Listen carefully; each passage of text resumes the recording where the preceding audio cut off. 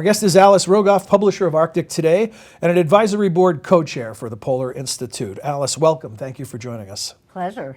So one of the things that has emerged as a discussion point in this symposium is this idea of the story of the Arctic, of building a narrative that is compelling, that will both educate and draw people to the cause. Senator Murkowski talked about that a bit in an interview we did with her. So as a publisher of a magazine, I want to ask you about the story. News site. News site.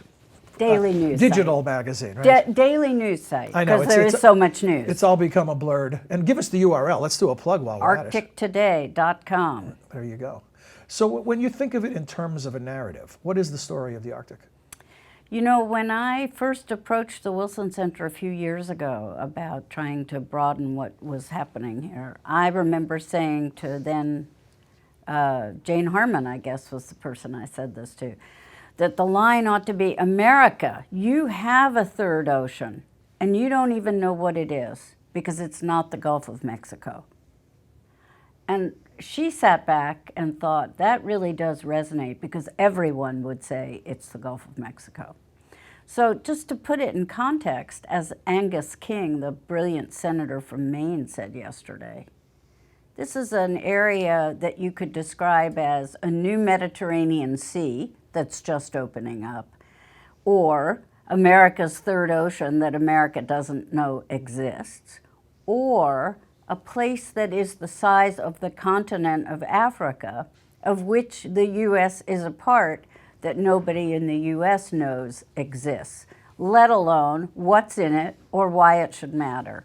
When you think about the size of that ignorance, it's kind of stunning. So that's why I'm in the business of trying to make the world aware. Is it, how steep is the hill that you have to climb in that regard? I'm getting some sense that maybe a tipping point hasn't been reached, maybe it's not that dramatic, but that the profile of the region is growing significantly. Well, I think there's now an awareness of the word Arctic, but that may just be because of the climate change, global weirding, weather phenomenon, loose slipping jet stream, whatever you want to call it. The melting of the Arctic sea ice is now having a tangible effect on people to the south of the Arctic. Mm-hmm. In a way it wasn't even just maybe 10 years ago when I started trying to do this. The trouble is that makes the story about climate change. And I'm one who believes that climate change is the existential story of our lives, so I don't mean to diminish that in importance one iota. But from the standpoint of the Arctic, that is not the story. The story is this is a place with people and culture and economies and opportunities and crises and all the things that make parts of the Earth of interest to other parts of the Earth. It's very hard to make that awareness grow when the awareness that exists is just about melting glaciers and starving polar bears. Mm-hmm. The Arctic more than melting ice, something like that. And more than hungry polar bears. One of the risk factors here is that when people do start paying attention, they pay attention for exploitive reasons. Yes, although, I'm of two minds on that whole approach to the conversation, because I hate exploitation of land and water as much as any responsible citizen. But on the other hand, there are now two phrases that I hear repeated all the time. One comes from young millennial folks, may you all be blessed for being so caring.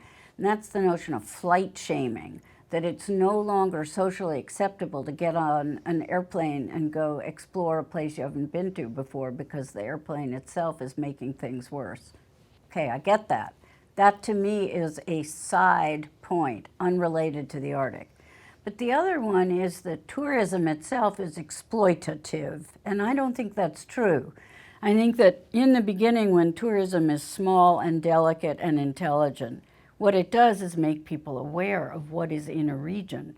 And it's really unfortunate that that is becoming controversial, because the Arctic, unlike the Antarctic, which is just a place with ice and scientists, the Arctic is a place that would be mesmerizingly interesting to all the tourists, certainly in North America, who've never been there and don't know why they should want to go.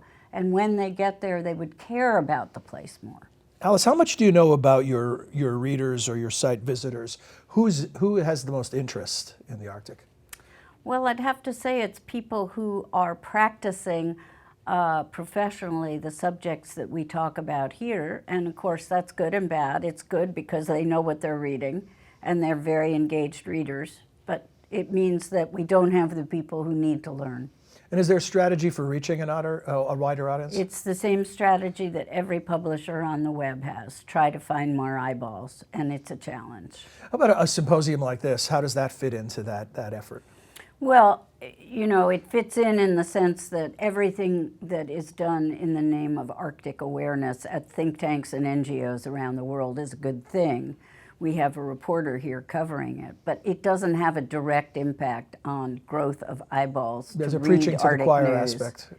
There's a much too much of a preaching to the choir aspect. It's why I love coming to hear people talk at events like this, but I wish we could have events like this beamed all around the world to places where people don't know what we know here. You know, you mentioned Angus King. I mentioned Lisa Murkowski, Dan Sullivan, another senator here today. What they all have in common is they represent northern climes, Right. And in two cases directly, Right. intimately Arctic. involved in the Arctic. Yeah. What about the others? What about the rest of the U.S. Congress, the administration? Is there an awareness building there? If there is, I'm not feeling it. And the reason I'm not feeling it is because, you know, on the list of fires to be fought with congressional energy, this one never quite makes it even onto the list, let alone high on the list.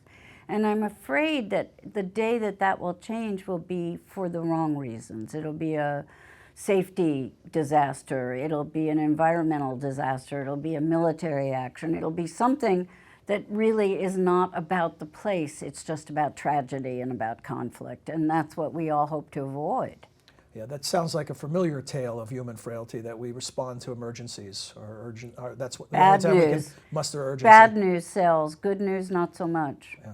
Well, thank you for your efforts to share some of the good news of the region. We try. Yes, our guest is Alice Rogoff, publisher of Arctic Today and a member of the Polar Institute's Advisory Board co-chair. Thank you, Alice. Thank you.